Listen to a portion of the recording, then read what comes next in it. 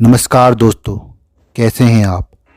आशा करता हूं कि आप बहुत अच्छे होंगे।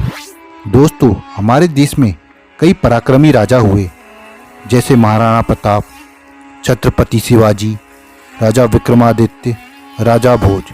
ये सभी राजा हमारे अखंड भारत के महाप्रतापी राजा थे। लेकिन दोस्तों, हमारे भारत देश में एक राजा ऐसा भी था जो बहुत दयालु था, और ये कहना बिल्कुल उचित होगा कि वो राजा हमारे भारत देश का सबसे दयालु राजा था।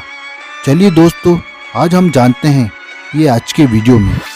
दोस्तों, भारत के इतिहास के वो सबसे दयालु राजा जिनके जन्म से ही भारत को झेलनी पड़ी 800 सालों तक मुगलों का अत्याचार। दोस्तों, हमारे भारतीय इतिहास में सबसे दयालु राजा में सबसे पहला नाम महाप्रतापी राजा पृथ्वीराज चौहान का है। दोस्तों, पृथ्वीराज चौहान वो प्रतापी राजा जिसने मोहम्मद गौरी को युद्ध में एक व दो बार नहीं बल्कि 17 बार युद्ध में जीवन दान दिया।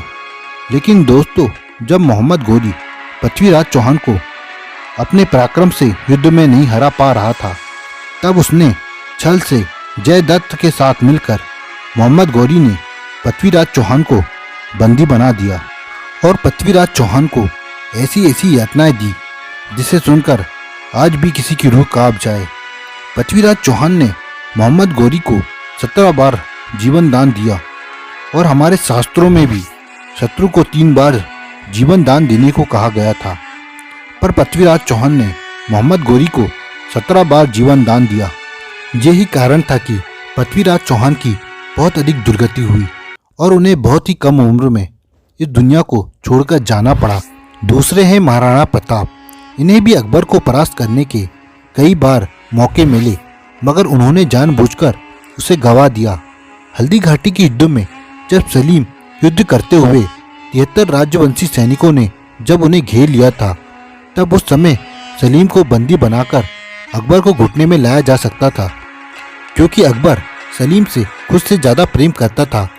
मगर महाराणा प्रताप ने सलीम को यह कहकर छोड़ दिया कि राजवंशी निहत्थे पर वार नहीं करते। हालांकि अकबर छल से ही युद्ध जीतता था। दूसरा मौका जब महाराणा प्रताप के पुत्र अमरसेन ने अकबर के नवरत्न अब्दुल रहीम खान खाना को सियारगढ़ के युद्ध में परास्त करते हुए उन्हें और उनके परिवार सहित महाराणा प्रताप के सामने बंदी बनाकर ले आते हैं, तो महाराणा प्रताप ने पहले देखा और अमरसेन को फिर उन्होंने डांटा और कहा, स्त्री चाहे किसी भी धर्म जाति की क्यों ना हो, वो हमारे लिए पूजनीय है। ये भी एक मौका था महाराणा प्रताप के पास अकबर को नीचे दिखाने का और उन्हें परास्त करने का। दोस्तों, संसार में लिखित वाक्य है, यदि आप पर कोई जैसा वार करता है तो आपको उस पर वैसे ही वार करना चाहिए। अगर कोई शस्त्र से वार करे तो उसे शस्त्र से वार करना चाहिए। अगर कोई छल से मारे तो उसे छल से मारे। अगर कोई शब्द से मारे तो उसे शब्द से मारे। तो दोस्तों, कैसी लगी आपको ये वीडियो, आप कमेंट बॉक्स में कमेंट करें और हमारे चैनल को सब्सक्राइब करें।